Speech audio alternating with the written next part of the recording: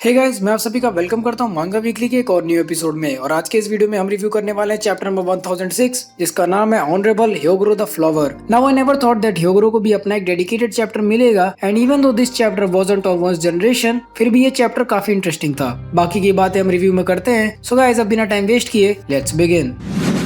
सो chapter number 1000 again ये chapter Luffy centric नहीं था। This chapter was different, very different. इस चैप्टर में लूफी तो साइन नहीं किया, बट स्ट्रॉ हैट क्रू का कोई भी मेंबर इस चैप्टर में अपने जलवे नहीं दिखा रहा था। इस चैप्टर में एक बिल्कुल ही डिफरेंट कैरेक्टर शाइन किया। मतलब जब मैंने इस कैरेक्टर को पहली बार देखा था तो मुझे लगा था कि वानो की हिस्ट्री में ये कैरेक्टर इंपॉर्टेंट होगा, बट नेवर थॉट कि प्रेजेंट में भी he would be this important कि एक डेडिकेटेड चैप्टर इसको दिया जाए। Remember, this was the same guy जो अपना खुद का एक लंच तक नहीं प्रोटेक्ट कर पा रहा था, and now just look at him. Panel देखो यार ये। खैर ह्योगोरो काफी साइड से इंपॉर्टेंट था। आई मीन उसी ने लूफी को रियू सिखाई थी और उसकी लूफी के साथ रिलेशन भी काफी सही थी। ह्योगोरो एक ऐसा कैरेक्टर था जिसको लोग काफी रेस्पेक्ट करते थे just because of his strength, लेकिन उम्र के साथ पावर्स खत्म और अब उसी कैरेक्टर की स्ट्रेंथ आखिरी बार वापस देखने को मिली है। तो स्टोरी वाइज चीजें इंटरेस्टिंग थी, एंड ऑल्सो अगर ये ह्योगोरो की लास्ट अपीयरेंस थी तो ये बिल्कुल सही तरीका था कैरेक्टर को गुड बाय कहने का। आई मीन एंडिंग तो यार इमोशनल थी। जानते हो मैं बिग मॉम पायरेट्स में सबसे ज्यादा किससे हेट करता हूँ? पेरोस्पेरो। उससे मुझे कुछ और ही प्रॉब्लम है जो कि मुझे पता ही नहीं है। बस वो साला है ही हरामी। I mean as a character वो काफी सही है स्टोरी में, बट मुझे उसकी पर्सनालिटी पसंद ही नहीं है। एंड इस चैप्टर में भी वो ऐसे ही काम किया है जिसकी वजह से उसको देख के मारने का मन करता है। मतलब द वे ही टॉर्मेंटेड कैरेट बुरा लगा।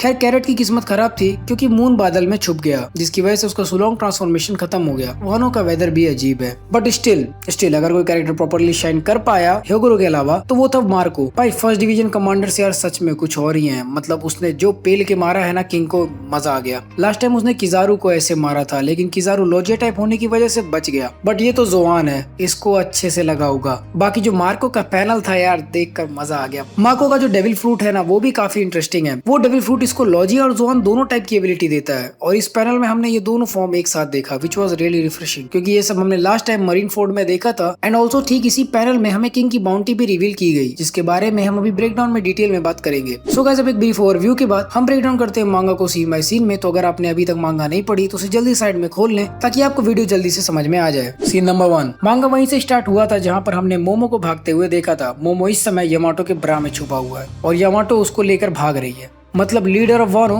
ब्रा में छुपा हुआ है। बड़े हरामी हो बेटा, अपने बाप से भी ज्यादा। यामाटो भी रास्ता ऐसा पकड़ रही है भागने को कि शिनोबु को बोलना पड़ रहा है कि कोई और इजी रास्ता ले ले बहन। इधर थर्ड फ्लोर पर सांजी, एक तो यार ये मेरीज यानी कि ये सीसीटीवी वाले ये सब बोल बोल कर सभी का पोजीशन और सिचुएशन पूरे ओनिगाशिमा पर ब्रॉडकास्ट कर दे रहे हैं, जिससे काइडो की आर्मी को सब कुछ पता चल जा रहा है। वैसे ये देखा जाए तो अपने लिए फायदा भी है। मतलब इसी वजह से सांजी को मोमो के पोजीशन का पता चल गया है, लेकिन वो सोच रहा है कि ये मास्टर यामाटो कौन है। मत जानो भाई, उसी के ब्रा में मोमो छुपा हुआ है। सांजी बगल में एक पड़े हुए लौंडे को उठाकर पूछता है बता बे स्टोर रूम किधर है। वो उसे स्टोर रूम का लोकेशन बताता है, लेकिन वो जगह किनेमोन से बिल्कुल ही अपोजिट डायरेक्शन में है। अब सांजी बीइंग सांजी कंफ्यूज, उसको किधर जाना है। खैर उसने शायद लास्ट पैनल में डिसाइड कर लिया है, बट वो किधर जाने वाला ये रिवील इस चैप्टर में अभी नहीं हुआ। Next scene, पेरोस्पेरो। ओनिगाशिमा का भी एक लुक हमें मिल गया जो कि अभी हवा में है और काइडो का ड्रैगन फॉर्म दिख नहीं रहा। मतलब इस समय तक काइडो अपने ह्यूमनट फॉर्म में फाइट कर रहा होगा। सोच कर ही चिल्स आ रहे हैं। खैर छत की बात छत पर ही छोड़ देते हैं। इधर कैसल के बाहर पेरोस्पेरो ने कैरेट और वांडा को डिफीट कर दिया। आपको याद हो तो चैप्टर 995 में कैरेट और वांडा पेरोस्पेरो से फाइट कर रही थी ताकि मार्को अंदर बाकी की क्रू की हेल्प कर पाए और ये दोनों पेड्रो का बदला ले पाए। खैर अगर मैं चैप्टर 995 की भी बात करूं तो वहाँ पर भी बिग मॉम ने मार्को का गला दबा दिया था। भले ही बिग मॉम ज्यादा नहीं लगती, पर अगर वो भूखी नहीं है तो she is one of the most dangerous characters of One piece.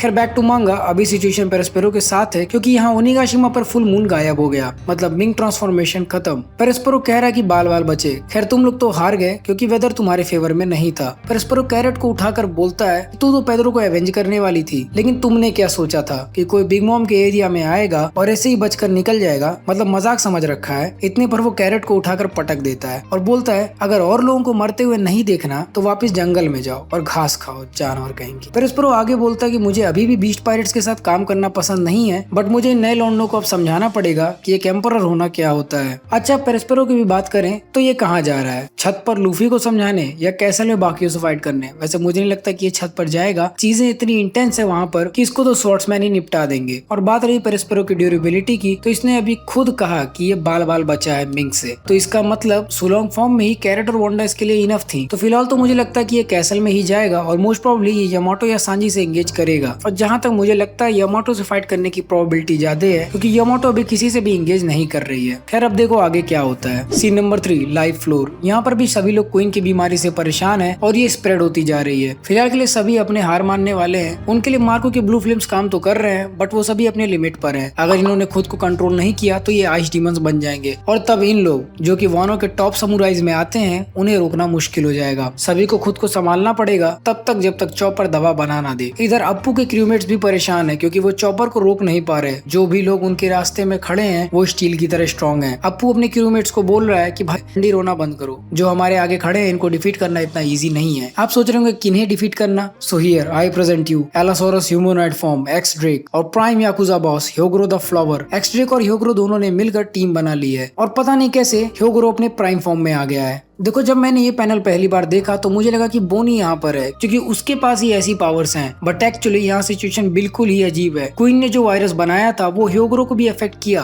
वो मौत के और भी करीब आ गया है, बट समहाउ ह्योगोरो का बचा कुछ स्ट्रेंथ भी वापस आ गया। मतलब सिंपल वे में कहें तो ह्योगोरो ने अपनी बाकी की लाइफ फोर्स के बदले अपनी प्राइम स्ट्रेंथ वापस पा गया, जो सिर्फ कुछ ही टाइम तक काम करेगी अंटिल वो भी एक आइस डीमन ना बन जाए। इसीलिए करंटली वो इन पावर्स का यूज करके एनिमी फोर्सेस को निपटाएगा। ह्योगोरो बोलता है याकुजा वालों सुनो, मेरे पास ज्यादा टाइम नहीं बचा। अगर चॉपर टाइम पर दवा नहीं बना पाता और मैं आइस डीमन बन जाता हूँ तो तुम्हें मुझे बिना कुछ सोचे समझे काट देना है, और अगर तुम लोगों ने ऐसा नहीं किया तो मैं सभी को खत्म कर दूंगा। तुम लोग पर भरोसा करके मैं फाइट करने जा रहा हूँ। इधर काइडो के सोल्जर्स ह्योगोरो पर अटैक करने आते हैं, ये देखने के लिए कि ये सो कॉल्ड याकुजा बॉस कितना स्ट्रॉन्ग है। लेकिन Hyogoro one sword style, fiery hairs, holy light और बीसी जितने आए थे सभी उड़कर दूर जा गिरते हैं। भाई वो याकुजा बॉस है, फ्लावर कैपिटल के स्ट्रॉन्गेस्ट हुआ करते थे कभी वो। खैर यहाँ पर मैं अगर ह्योगोरो की बात करूँ तो इट इज अनबिलीवेबल कि ये वही सेम कैरेक्टर है जो कि अपना एक लंच नहीं प्रोटेक्ट कर पा रहा था, जो लूफी के सामने एक बच्चे के हाइट का था, and now just look at him. Even ये स्वॉर्ड स्टाइल्स भी यूज कर रहा है, सो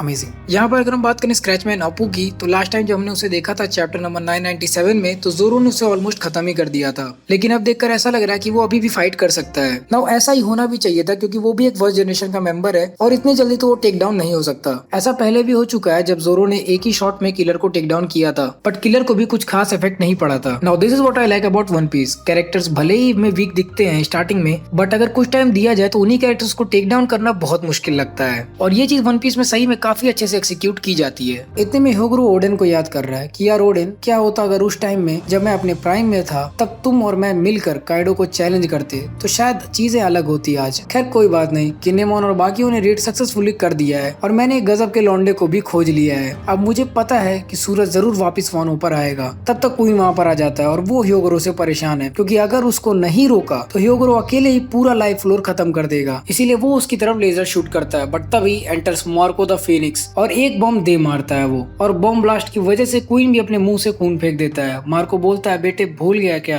तेरा ओपोनेंट मैं हूँ, इधर ध्यान लगा, और अगर समुराई से ही फाइट करना है तो पहले मुझे खत्म कर। क्वीन वापस मार्को पर लेजर शूट करता है और किंग उसको काटने की कोशिश करता है एंड इवन काट भी देता है, बट यू नो व्हाट, वो फर्स्ट डिवीजन कमांडर है, वो भी ऑल फादर वाइट बियर्ड का। उसका डेविल फ्रूट भी लोजिया टाइप एबिलिटीज देता है उसको, तो इसीलिए मार्को वापस रिफॉर्म होकर किंग को एक बॉम्ब दे मारता है और किंग जाके एक बिल्डिंग पर गिरता है। अभी किंग को ये बॉम्ब लगा ये कि मार्को खुद ही एक जोर का लात बहुत ही हाई स्पीड में किंग को देता है। इधर क्वीन वापस ह्यूमन फॉर्म में ट्रांसफॉर्म हो जाता है, बट मार्को अगेन उसको एक जोर का किक मारता है। एक्चुअली में ये क्वीन को किक करने वाला जो पैनल है ये काफी छोटा है और आपको इसको काफी ध्यान से देखना पड़ेगा इसको नोटिस करने के लिए। इसके बाद मार्को बोलता है यार 2 लोग को हैंडल करना, वो भी 1 बिलियन प्लस बाउंटी, बहुत मुश्किल है। हाँ मुश्किल तो है भाई, बट तुम मार्को गांड मार लोगे उन लोग की। खैर टॉकिंग अबाउट बाउंटी, यहाँ पर किंग की भी बाउंटी रिवील हुई, एटलीस्ट ये कि उसकी बाउंटी 1 बिलियन से ज्यादा है। मैं ये सोच रहा हूँ कि इन दोनों की बाउंटी इतनी ज्यादा कैसे हो सकती है। ये काटाकुरी जितने स्ट्रॉन्ग तो लगते ही नहीं, फिर भी इनकी बाउंटीज काटाकुरी से ज्यादा हैं। लेकिन यही वन पीस की खास बात है ना, जो स्ट्रॉन्ग लगता नहीं वो एक्चुअली में कुछ ज्यादा ही स्ट्रॉन्ग होता है। खैर इस सीन के लास्ट पैनल में पेरस्परो भी लाइफ फ्लोर पर आ गया है और अब शायद वही मार्को से एंगेज करेगा क्योंकि किंग और क्वीन तो आउट ऑफ ऑर्डर है। खैर मुझे मुझे मजा तब आता अगर पेस्पेरो यामाटो से फाइट करता। Well back to life floor, सभी लोग वापस आर्च डीमन में कन्वर्ट होने लगे और इसीलिए ह्योगोरो रिक्वेस्ट कर रहा है कि भाई काट दो, जल्दी जल्दी करो, this is what I want. उसने अपनी तलवार नीचे रख दी है और मौत के लिए तैयार है। उसका कहना है कि जो कोई भी वानो में अभी तक हुआ है उसके मुकाबले अभी के पल काफी अच्छे हैं। अगर थोड़ी देर भी और मुझे जीने दिया तो मैं तुम लोग के लिए प्रॉब्लम बन जाऊंगा। अब सब कुछ मैं तुम लोग के हवाले छोड़कर जा रहा हूँ। I Hyogoro of the flower no longer have any regrets of this life. और इसी के साथ एंड ऑफ चैप्टर नंबर 1006। अब बात करें ह्योगोरो की सिचुएशन की, चीजें बहुत अजीब हो गई हैं। सडनली वो अपने प्राइम फॉर्म में आ गया, जबकि वो वायरस तो खत्म करने को बना था। लेकिन अगर ऐसा ओडा ने किया है तो प्रॉब्ली कुछ सोचकर किया होगा। मेरे ख्याल से ह्योगोरो सच में लास्ट मोमेंट में हो सकता है, वरना ऐसा प्लॉट लाने का क्या मतलब। खैर ये पॉसिबल है कि लास्ट मोमेंट में चॉपर सबको बचा ले। आई मीन ये शोनेन सीरीज है और ऐसा होना पॉसिबल भी है। प्लस इससे पहले भी ह्योगोरो मरने का नाटक कर चुका है और वो तब जिंदा था, तो इसीलिए वन पीस में किसी भी डेथ को बिलीव करना बहुत मुश्किल है अनलेस अनटिल वो आपके सामने हुआ हो। खैर जो भी होना वो 12 को पता चल ही जाएगा। और इस बीच फिर से मेरे 2 एग्जाम्स हैं और मांगा में कोई ब्रेक नहीं। जब भी एग्जाम होता है मांगा ब्रेक होते ही नहीं है। खैर नेक्स्ट चैप्टर के लिए मैं एक्साइटेड हूँ क्योंकि इस चैप्टर के एंड में नेम भी रिवील नहीं किया गया, जो कि हर चैप्टर में होता था। वैसे इस वायरस से एक होल न्यू पॉसिबिलिटी भी इमेजिन कर सकते हैं। लाइक अगर इसको अच्छे से मॉडिफाई कर दे तो इससे लोगों की डोरमेंट स्ट्रेंथ बाहर आ सकती है, मच लाइक वो फिशमैन वाले drugs. Possibility is there but मैं नहीं चाहूंगा ऐसा कुछ हो। बट स्टिल ये काफी सही तरीका था ह्योगोरो को गुड बाय कहने का।